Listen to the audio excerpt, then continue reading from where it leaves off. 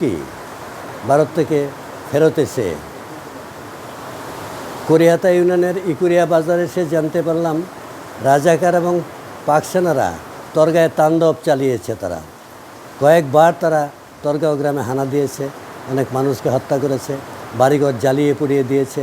এই সংবাদ শুনে আমি সেই ইকুরিয়ায় আমার এক আত্মীয় বাড়িতে রাত যাপন করি, আমার আব্বার সাথে যোগাযোগ করি। যোগাযোগ করার পরে আমার আব্বা, তিনি ছিলেন একজন মাওলানা, তিনি আমাকে সরাসরি আমাকে বলে দেয় যে তোমার থাকার কোনো প্রয়োজন নেই, তুমি আবার চলে যাও। আমার আব্বার সম্মতি নিয়ে কিছু টাকা পয়সা আমার আব্বা আমার হাতে তুলে দিয়ে আমাকে পরিষ্কার ভাষায় বলেছেন, তুমি যাও, তোমার উপর আমার আশীর্বাদ রইল।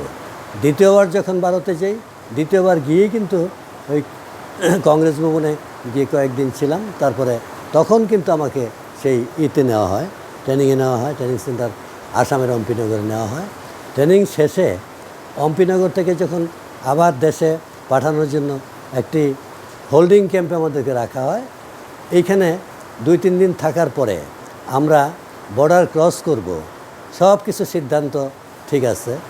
ইতিমধ্যে বর্ডারে যারা রাজাকার থাকতো তারা অনেক সময় আমাদেরকে ইনফরমেশন দিত ওই বর্ডার ক্রস করার জন্যে, তারা অনেকটা সহায়তার হাত বাড়িয়ে দিত। কিন্তু দুর্ভাগ্যের বিষয় হলো আমরা যেদিন ঢুকবো চিন্তা করছি, এবং 2-3টা নৌকার মধ্যে প্রায় 400-500 মুক্তিযোদ্ধা, কাপাসিয়া, কালীগঞ্জ, মনোহরদী সহ এই 2-3 থানার মুক্তিযোদ্ধারা যারা একসাথে বেরিয়ে আসছিলাম।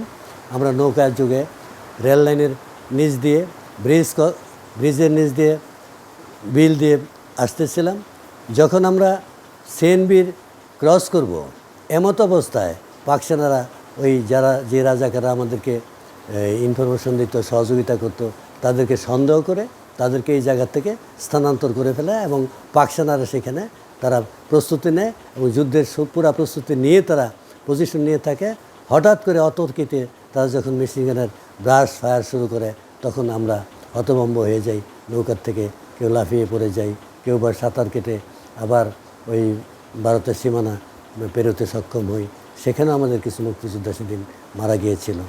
তারপরে যখন আমরা আবার হোল্ডিং ক্যাম্পে যাই, যাওয়ার পরে 3-4 দিন পরে বিশাল আকারে প্রস্তুতি নিয়ে মিত্রবাহিনী এবং মুক্তিবাহিনী মিলিয়ে আমরা আরেকটা যুদ্ধের প্রস্তুতি নিই, যে যুদ্ধে ওই রেল লাইন দিয়ে পাক সেনারা আসতো।